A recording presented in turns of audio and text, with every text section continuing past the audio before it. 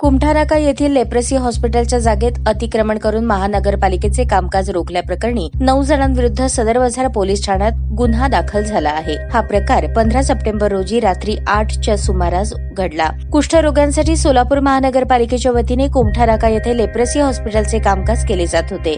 येथील जागेत काही मंडळींनी अतिक्रमण केले होते।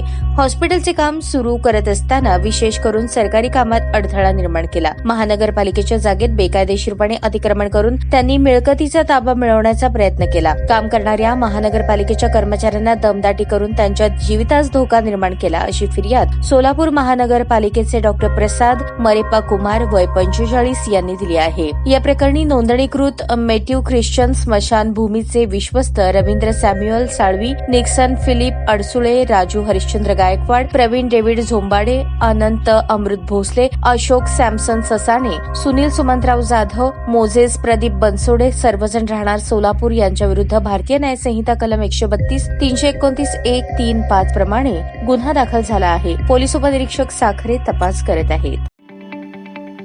ताज्या बातम्या पाहण्यासाठी प्राईम महाराष्ट्र न्यूज चॅनलला सबस्क्राईब करा।